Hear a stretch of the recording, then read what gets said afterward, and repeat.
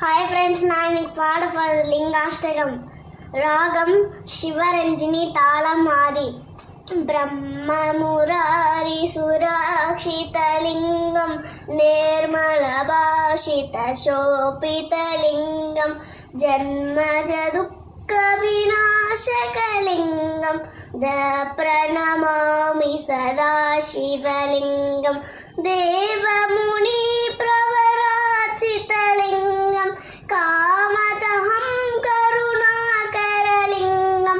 रावणदर्पविनाशकलिङ्गं प्रणमामि सदा शिवलिङ्गं सर्वसुगन्धसुलेपितलिङ्गं बुद्धिविवर्तनकारणलिङ्गं सिद्धिसुरासुरवन्दितलिङ्गं प्रणमामि सदा शिवलिङ्गं हैममहामणिभूषितलिङ्गं पनिपतिहारसुशोभितलिङ्गं दक्षसुयज्ञविनाशकलिङ्गं प्रणमामि सदा शिवलिङ्गं कुङ्कुमचन्दनलेपितलिङ्गं पङ्कजहारसुशोभितलिङ्गं सञ्जितभावविनाशकलिङ्गं प्रणमामि सदा शिवलिङ्गं देवकनार्चितसेवितलिङ्गं भक्त्या भावसुभावितलिङ्गं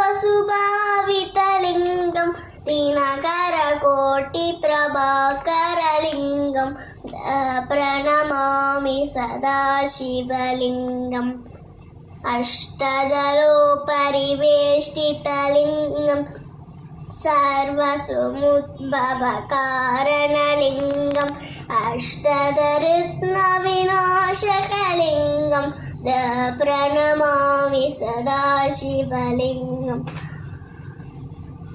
सुरगुरुसुरवरभूषितलिङ्गं सुरवरपुष्पसदाशितलिङ्गं परमपदं परमात्मकलिङ्गं प्रणमामि सदा शिवलिङ्गं.